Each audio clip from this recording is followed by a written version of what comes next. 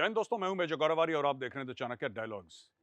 अच्छा, रोज मैं घर से शूट करता हूं। आप सोच रहे होंगे कि ये सड़क पे क्या कर रहे हैं, ये कहां पे खड़े हैं। ये सेक्टर 37 है नोएडा का, और ये एक फौजी कॉलोनी है सेक्टर 37। यहाँ पे पुराने रिटायर्ड फौजी और कुछ फौजी जो रिटायर होने वाले हैं यहाँ पे आके बसते हैं।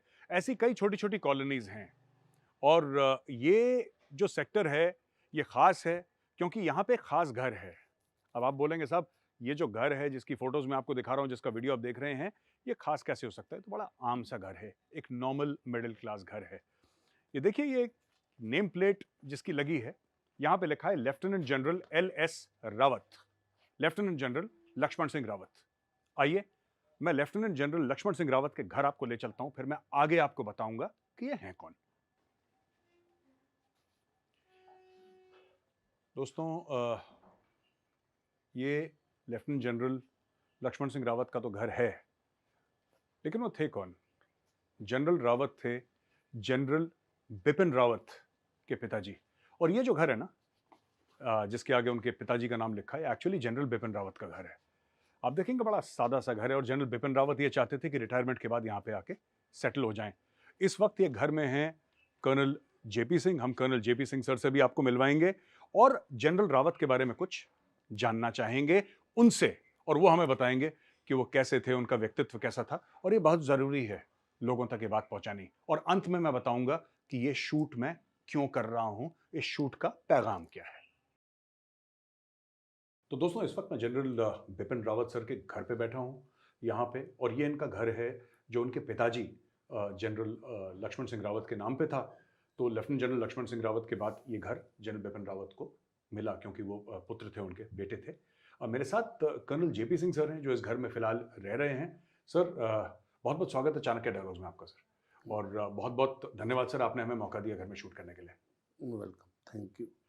सर, आप जनरल रावत को कब से जानते हैं सर? जनरल रावत से मेरा काफ़ी समय से परिचय है, जब वो सेवा में थे। जी। और उसके बाद 2008 में जब मैं रिटायर हुआ हूँ, तब उनसे जो है मेरा परिचय काफ़ी, जो उनसे इंटरेक्शन है काफ़ी बढ़ गया था। क्योंकि रिटायरमेंट के बाद मैं भी इधर ही रह रहा था, सेक्टर 37 में। जी। और जब जनरल बिपिन रावत सेनाध्यक्ष का पदभार संभाला, तो मैंने उनसे गुजारिश की कि मेरा अभी जो घर है JP में कंस्ट्रक्शन में है, वो अभी मिला नहीं है, तो क्या मैं आपके घर को किराए पर ले सकता हूँ? जी। तो 2017 से जब उन्होंने सेनाध्यक्ष का पदभार संभाला, तब से मैं उनके इस घर में किराए पर मैं रह रहा हूँ। अच्छा सर, और फिर उसके बाद उन्होंने कभी ऐसा बोला कि मैं इस घर में आके रहूंगा रिटायरमेंट के बाद, I want to be here, ऐसा कुछ बताया उन्होंने? हाँ, उन्होंने एक बार जब जनरल बिपिन रावत शहीद स्मारक के आयोजन में मुख्य अतिथि के रूप में आए थे, जी। तब मेरा उनसे इंटरेक्शन हुआ था। जी। और जनरल बिपिन रावत से मैंने सवाल पूछा था कि सर, आप रिटायरमेंट के बाद आप कहाँ सेटल होना चाहेंगे? तो उनका यही जवाब था कि मैं JP इधर ही सेक्टर 37 में अपने पुश्तैनी घर में आऊँगा। जी। और वहीं मेरा जो है वो पुश्तैनी घर है, और मेरे जो आस पड़ोसी हैं उनसे काफ़ी मेरा इंटरेक्शन रहता है, और उधर ही मैं आकर के सेटल होऊंगा।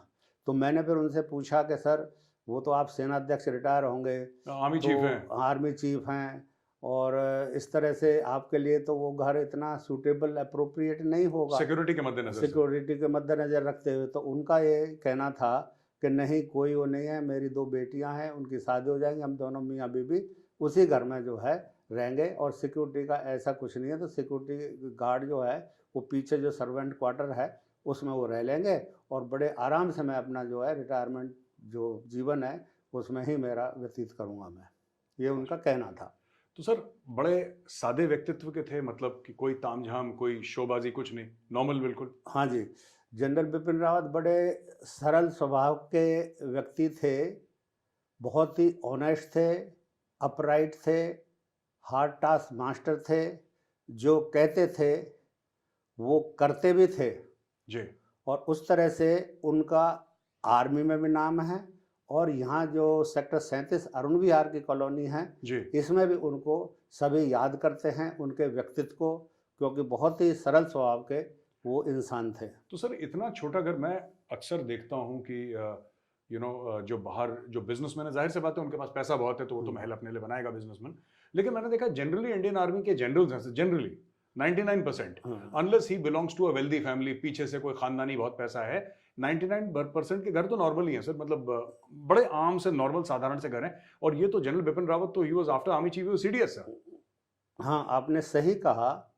मैं भी काफ़ी सर्विस के दौरान और इवन आफ्टर रिटायरमेंट जनरल्स के घर आना जाना रहता है, किसी ना किसी काम के लिए कभी हमारा इंटरेक्शन होता है।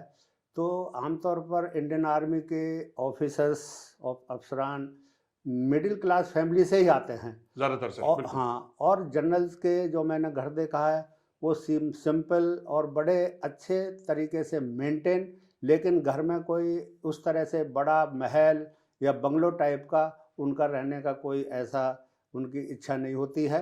अभी मैं जितने भी जनरल से मेरा इंटरेक्शन हुआ है, सिंपल घर में वो अपना रह रहे हैं। इवन रिटायरमेंट के बाद भी उनका फ्लैट है।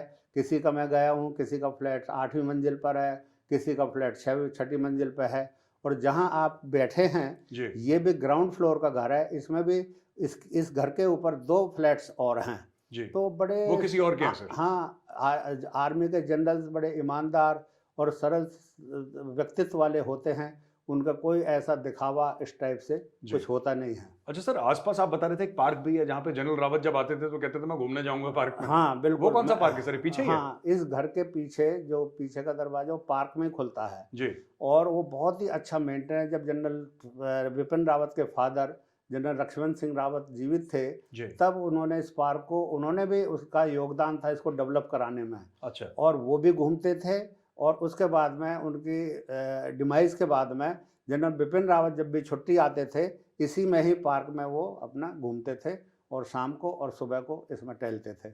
अच्छा सर, जनरल रावत की 2 बेटियां हैं सर, एक की शादी हो गई, दूसरी हाँ जी। दिल्ली में है। जो मुझे ये बताया गया कि जैसे किसी भी आर्मी में कोई भी ऑफिसर है, कोई भी रैंक है, अगर ड्यूरिंग ड्यूटी अगर उनकी मृत्यु हो जाती है, इस दुनिया से चले जाते हैं ड्यूटी में, तो 3 साल तक एक सरकारी अकोमोडेशन मिलता है सरकारी तौर पे जहाँ पे आप रह सकते हैं। तो जनरल बिपिन रावत की एक बेटी तो जिनकी शादी हो गई वो तो अपने घर पे हैं, हाँ और जो दूसरी बेटी हैं वो उस वाले अकोमोडेशन में रह रही हैं। हाँ जी, तो आपने ठीक कहा। जब somebody dies in harness, जब किसी की सेवा में मृत्यु हो जाती है जी तो भारत सरकार जो है उसके आश्रितों को, जी उसकी फैमिली को एक सरकारी घर 3 साल के लिए देती है। जी इसी के मद्देनज़र रखते हुए जो उनकी छोटी बेटी तारणी है उसको दौला कुआं में सरकारी घर उनका भारत सरकार ने अलॉट किया हुआ, वो जिसमें next वो of kin रहती है। हैं। नेक्स्ट ऑफ किन है। और जब कभी वो यहाँ पर तारणी रावत हमारे यहाँ कभी आती हैं, आई भी हैं, तो वो कहती हैं कि मैं तो वहाँ उसके बाद में इसी घर में आकर रहूँगी, क्योंकि इसी में ही मैं पली बड़ी हूँ और इसी में ही मैंने अपना जो बचपन है वो इसमें व्यतीत किया है। अच्छा सर, तो वो भी वैसी सरल स्वभाव की हैं हाँ जैसे जी। जनरल, वो तो खैर जैसे माँ बाप होते हैं वैसे बच्चे हाँ, वैसे ही हो जाते हैं। सही कहा, बिल्कुल। सर, हमसे बात करने के लिए बहुत बहुत धन्यवाद सर, बड़ा अच्छा लगा आपसे मिलके। और मैं वही देखना चाह रहा था कि सर, मैं भी सर कई जनरल्स के घर जाता हूँ सर, वेरी वेरी नॉर्मल, आराम से, हाँ जी। और कोई ऐसा नहीं, क्योंकि वो अब जो आप जानते हैं सर फौज में हाँ क्या हाल बिल्कुल है, बिल्कुल। पैसे वैसे तो है नहीं सर पैसे फौजियों के होते पास। नहीं है, हाँ, हमारे जो फौजियों के सैलरी आती है जी उसी की वजह से ही जो है घर को लिया जाता है। और वो भी 15-20 तारीख तक खत्म हो जाती है हाँ, सर। वो 15 वो 20 इंस्टॉलमेंट तारीख पर। तक खत्म हो जाती है, फिर हाँ जी, हाँ इंस्टॉलमेंट जी, चली जाती है फिर फिर। बिल्कुल बिल्कुल और सही कहा सर, क्या कप्तान, क्या चीफ ऑफ आर्मी स्टाफ, सबका एक ही हाल है। बिल्कुल। अब यहाँ पर आप देखेंगे जी कि इस अरुण विहार में 5000 यूनिट्स हैं, घर हैं। जी इसमें mostly lieutenant generals, major generals, brigadier सभी मिक्स माहौल में जी यहाँ पर रह रहे हैं जी और बहुत ही अच्छे सरल स्वभाव से जी हमारा उनसे जो सीनियर अधिकारी हैं जी रिटायर्ड, उनसे बहुत ही सरल स्वभाव के वो व्यक्तित्व वाले लोग हैं जी और बहुत अच्छा इंटरेक्शन उनके साथ हमारा रहता है। जी बहुत ही अच्छा हम जो है यहाँ पर तरीके से जो है अपना जीवन व्यतीत कर रहे हैं, रिटायरमेंट लाइफ जो है जी जी रहे हैं सभी के बीच में, सीनियर ऑफिसर्स के बीच में। जी और हम यहाँ पर इवन इस अरुण विहार में जी नायक से लेकर के सूबेदार मेजर तक के भी घर हैं सब, इसी अरुण विहार में। और सब एक साथ सब रहते एक साथ जो है बड़े अच्छे तरीके से जी हम लोग रहते हैं। बहुत ही अच्छी जो है ये अरुण विहार की कॉलोनी है जी फौजियों की। और इसी अरुण विहार की फौजियों में बता देना चाहता हूँ कि इसी अरुण विहार की कॉलोनी की वजह से आज नोएडा इस मुकाम पर पहुंचा हुआ है। जी क्योंकि सबसे पहले way back in 1980 early 1980s में जब फौजी रिटायर हो रहे थे तो यहाँ इन घरों को आकर के ऑक्यूपाई कर रहे थे। जब ऑक्यूपाई होने लगा तो नोएडा पूरा जंगल था, देख देख करके फौजियों को और भी आकर के यहाँ पर जो अगल बगल के सेक्टर्स में बसने लगे। और आज किस मुकाम पर, किस हाइट पर नोएडा पहुंचा हुआ है, ये सब फौजियों के देन है। सर, मैं आपको एक बात अंत में एक और बात बता दूं सर, आपको तो पता ही है, मुझसे बेहतर पता है, मेरे सीनियर हैं, कि ये हर जगह होता है सर। हाँ जी, ये पहले जैसे धौला कुआं है सर, हाँ जी, पहले तो एयरपोर्ट अलग था। हाँ जी, धौला कुआं उधर उधर एयरपोर्ट नहीं था जहाँ पे आज T1 T2 T3 है, बिल्कुल, एयरपोर्ट was elsewhere सर। तो यहाँ पे फौजियों को डाल दिया। यहाँ पे तो उस धौला कुआं में जहाँ पे कैंट था वहाँ पे कीकड़ के पेड़ थे और रात को सियार बोलते थे सर। वो बिल्कुल ऐसा एरिया था कि कोई जाना पसंद नहीं करता था। फौजियों ने अपनी मेहनत से एरिया बनाया और ये लगभग हर एक कैंटोनमेंट की कहानी है। हाँ जी, फिर क्या हुआ कि फौजी वहाँ पे सेटल हो गए, वहाँ पे स्कूल आ गए, वहाँ पे फौजियों ने अपना इंफ्रास्ट्रक्चर बना दिया। इंफ्रास्ट्रक्चर बनाने के 10, 15, 20 साल के बाद वहाँ पे और लोग भी सेटल हो गए। सो सही। This is true for almost every place and I think Arun Vihar ने नोएडा के लिए जो काम करा है सर वो तो दुनिया याद रखेगी। बिल्कुल सही। तो सर, हमसे बात करने के लिए बहुत बहुत धन्यवाद सर आपका। धन्यवाद। It's such a pleasure and a privilege speaking to you, great honour sir. Thank you very much, thank you and you are welcome. Thank you.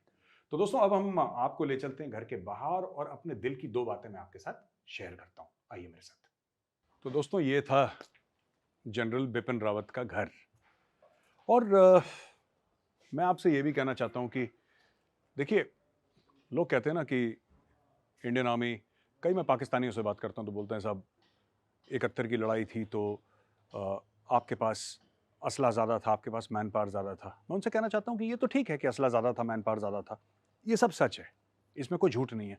लेकिन ये भी सच है कि इखलाक ज़्यादा था, ईमानदारी ज़्यादा थी। आखिरी में सिर्फ मैं एक बात कहना चाहूँगा कि आप ये घर देखिएगा, यहाँ पे नेम प्लेट देखिए, ये इंडियन आर्मी के 4 स्टार जनरल का घर है जो चीफ ऑफ आर्मी स्टाफ रह चुके हैं और CDS रह चुके हैं इंडियन आर्मी के। मैं पाकिस्तानी यूट्यूबर्स, आप लोग इतने अच्छे अच्छे प्यारे प्यारे वीडियोस बनाते हैं, मैं देखता हूँ, मैं बहुत एडमायर करता हूँ आपको। मैं सिर्फ आपसे एक रिक्वेस्ट करना चाहता हूँ कि आपके जो 4 स्टार जनरल हैं, जो आपके आर्मी चीफ हैं, कभी उनका भी वीडियो डालिए कि साहब ये हमारे आर्मी चीफ हैं, ये जनरल बाजवा है ना, ये इनका घर है, घर के अंदर ज़रा शूट करवाइए। जनरल अशफाक परवेज़ कयानी, जनरल परवेज़ मुशर्रफ, आप जाइए अपने जो जनरल्स हैं उनके घर दिखाइए और तब मैं आपको बताऊंगा कि ये जो हमारे मुल्कों में जो अनफॉर्चुनेटली लड़ाई झगड़े का साइकिल है और जो आप लोग कहते हैं ना इंडियन आर्मी ये करती है, मैं फिर से वही बात कहूंगा जो मैंने बहुत पहले बोली थी। The Indian army is not just a powerful army, it's also a moral army. We are not strong because we have weapons, we are strong because we are right. तो दोस्तों, जब भी शुरुआत के प्रोग्राम के और एंड में मैं हर समय ये कहता हूँ कि ये वीडियो देखने के लिए बहुत बहुत धन्यवाद और लाइक करिए, सब्सक्राइब करिए।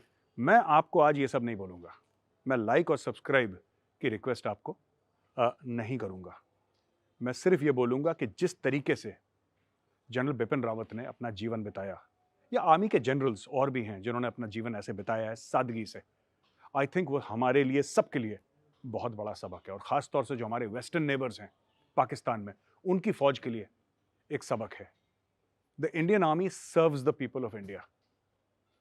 जो भारतीय सेना है वो भारत के लोगों की सेवा करती है, भारत के लोग भारतीय सेना की सेवा नहीं करते। और ये सबसे बड़ा फ़र्क है इंडियन आर्मी और पाकिस्तानी आर्मी में। जय हिंद, वंदे मातरम, भारत माता की जय।